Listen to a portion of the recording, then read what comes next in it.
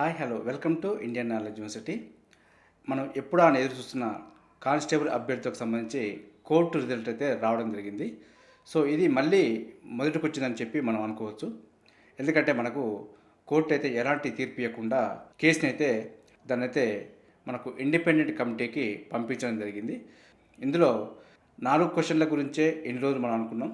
కానీ 4 క్వశ్చన్లతో పాటు మరొక 9 క్వశ్చన్లు యాడ్ చేస్తూ మొత్తం 13 క్వశ్చన్లని కమిటీకి అయితే పంపించడం జరిగింది. సో ఇందులో అయితే మనకి ఎలాంటి ఫలితం రాకుండానే మరొక 3-4 వారాలు అయితే వెయిట్ చేయాల్సిన పరిస్థితి ఏర్పడింది. సో కమిటీ నివేదిక ఏ విధంగా ఇస్తుంది అనే దానిపైన మాత్రమే కానిస్టేబుల్ అభ్యర్థుల యొక్క ఫలితాలు ఆధారపడున్నాయి.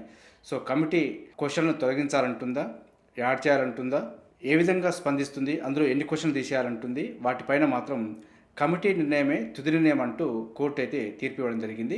సో నిరుద్యోగులు మరియు టీఎస్ఎల్పిఆర్బి బోర్డు రెండు కూడా కమిటీ యొక్క నిర్ణయానికి కట్టుబడి ఉంటామని చెప్పి లాయర్లు అయితే ఒప్పుకోవడం జరిగింది. సో దీనిలో భాగంగా మనకు కమిటీ యొక్క నిర్ణయమే తుది నిర్ణయం అవుతుంది.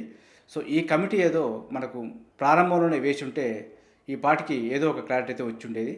సో ఏదేమైనప్పటికీ మనకైతే నిరుద్యోగులకు కొంత అన్యాయం అయితే జరుగుతుందని చెప్పుకోవచ్చు. సో సెలెక్ట్ అయిన క్యాండిడేట్స్ సెలెక్ట్ అయినరా లేదా అర్థం కావటం లేదు. అదేవిధంగా రాని క్యాండిడేట్స్ ఒక 4-5 మార్కుల దూరంలో ఉన్న క్యాండిడేట్స్కి సెలెక్ట్ అవుతామా లేదా అని చెప్పి ఒక క్లారిటీ లేదు. సో ఇది ఏదేమైనప్పటికీ కొంత మానసిక సంఘర్షణకైతే గురి చేయడం జరుగుతుంది. ఏ విధంగా చూసినా కూడా కోర్టు తీర్పు మాత్రం మనకి నిరాశ నిస్పృహకి గురి చేసిందని చెప్పుకోవచ్చు.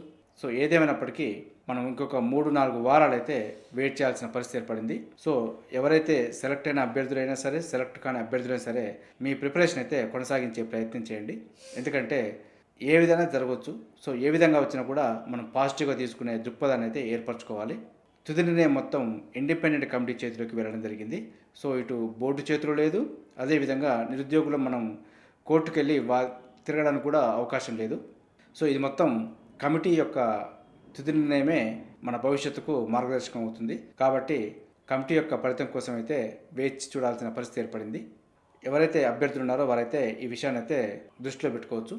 కమిటీలో మెంబర్సు, అదేవిధంగా కమిటీకి సంబంధించిన ఇన్ఫర్మేషను, వీటితో పాటు మనకు ఆ 13 క్వశ్చన్స్ వాటికి సంబంధించిన ఇన్ఫర్మేషన్ కూడా మీకు సపరేట్గా అయితే ఇన్ఫర్మేషన్ అందించే ప్రయత్నం చేస్తాను.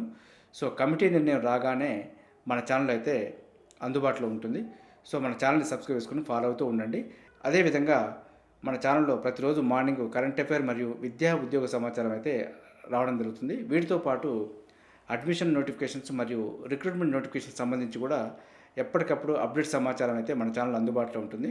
మీకు ఏదైనా డౌట్స్ ఉంటే కూడా నాకు కామెంట్ సెక్షన్లో కామెంట్ చేయండి. దానిపైన మీకు వివరణ ఇచ్చే ప్రయత్నం చేస్తాను. ఇది మన ఛానల్కి సంబంధించి అప్డేట్ సమాచారం. ఈ వీడియో నచ్చితే లైక్ చేయండి, షేర్ చేయండి, సబ్స్క్రైబ్ చేసుకోవడం మాత్రం మర్చిపోద్దు. Have a nice day.